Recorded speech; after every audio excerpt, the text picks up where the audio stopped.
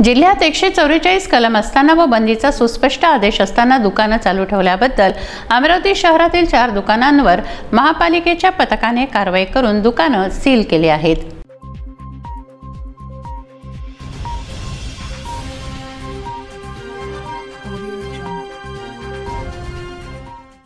23 मार्च रोजी जिल्ह्यात कलम 144 लागू असताना व बंदीचा सुस्पष्ट आदेश असताना सुद्धा काही दुकाने चालू ठेवण्याबद्दल शहरातील 4 दुकानांवर महापालिकेच्या पथकांनी कारवाई करत दुकाने सील केली।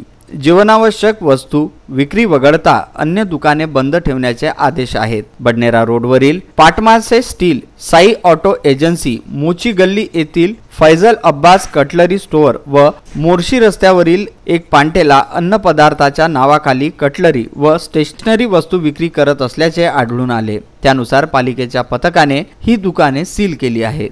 महापालिकेच्या क्षेत्रातील तहसीलदारांच्या नेतृत्वाखाली एक अतिक्रमण अधिकाऱ्यांच्या नेतृत्वाखाली 2 पशुवैद्यकीय अधिकारी यांच्या नेतृत्वाखाली एक अशी 4 पथके तयार करण्यात आली आहेत। आदेशांचा भंग होऊ नये यासाठी ही पथके शहरभर नजर ठेवून आहे।